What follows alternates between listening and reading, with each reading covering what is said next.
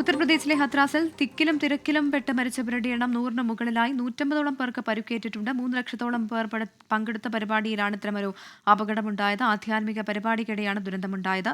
മന്ത്രി സന്ദീപ് സിംഗ് ഉൾപ്പെടെയുള്ള സംഘം സംഭവ സ്ഥലത്തെത്തി സന്ദർശിച്ചിട്ടുണ്ട്. ദുരന്തത്തിൽ മുഖ്യമന്ത്രി പിണറായി വിജയൻ അനുശോചനം രേഖപ്പെടുത്തിയിട്ടുണ്ട്. അച്യുതൻ ഹത്രാസിൽ നിന്ന് ചേരുകയാണ് ഒരിക്കൽ കൂടി. അച്യുതൻ, ഇനി അറിയാനുള്ളത് ഈ അപകടം എങ്ങനെ നടന്നു എന്നുള്ളതാണ്. ഇപ്പോൾ അതിലൊരു നിഗമനം മാത്രമാണ് ഉള്ളത്. പോലീസ് ഇതിനെപ്പറ്റി എന്താണ് വിശദീകരിക്കുന്നത്? ഉത്തർപ്രദേശ് സർക്കാർ ഇതുമായി ബന്ധപ്പെട്ട ഔദ്യോഗിക സ്ഥിരീകരണം നൽകുന്നുണ്ടോ?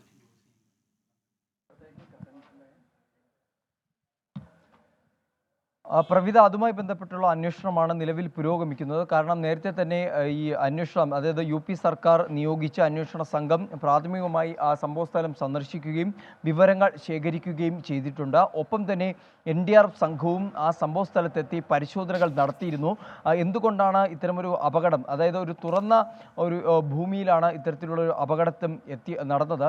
മാത്രമല്ല ഈ ചതിപ്പ് നിറഞ്ഞ ഒരു ഇടമായതുകൊണ്ട് തന്നെ അതുതന്നെയാണ് ഈ അപകടത്തിൻ്റെ തീവ്രത വർദ്ധിപ്പിച്ചത്.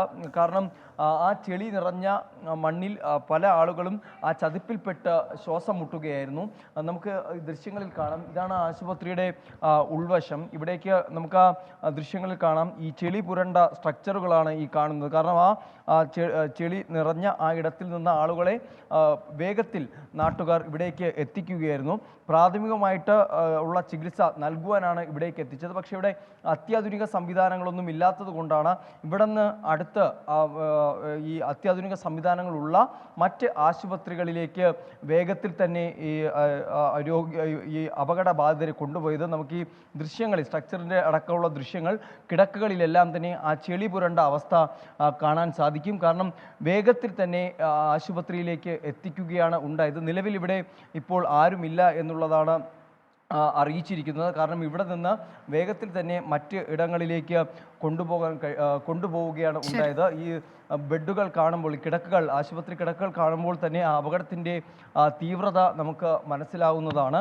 എന്തായാലും അതുമായി ബന്ധപ്പെട്ട് നേരത്തെ പ്രവിധ സൂചിപ്പിച്ചതുപോലെ തന്നെ എന്തുകൊണ്ടാണ് ഈ ഒരു അപകടം ഉണ്ടായത്, ആരുടെ ഭാഗത്തൊക്കെയാണ് വീഴ്ച ഉണ്ടായത് എന്നുള്ള സംബന്ധിച്ചുള്ള കാര്യങ്ങൾ ഇനി പുറത്തു വരേണ്ടതുണ്ട്. കാരണം ഈ തുറന്ന ഇടത്ത് ഇത്രയും 3 ലക്ഷത്തോളം ആളുകൾ പങ്കെടുക്കുമ്പോൾ സ്വാഭാവികമായും അതിനനുസരിച്ചുള്ള ക്രമീകരണങ്ങൾ ഏർപ്പെടുത്തേണ്ടതുണ്ട്. അത് ഈ പരിപാടി സംഘടിപ്പിച്ച, മതപ്രഭാഷണം സംഘടിപ്പിച്ച ആ വ്യക്തികൾ അത് സ്വീകരിച്ചിരുന്നോ എന്നുള്ളത് ഇനി പുറത്തു വരേണ്ടതുണ്ട്.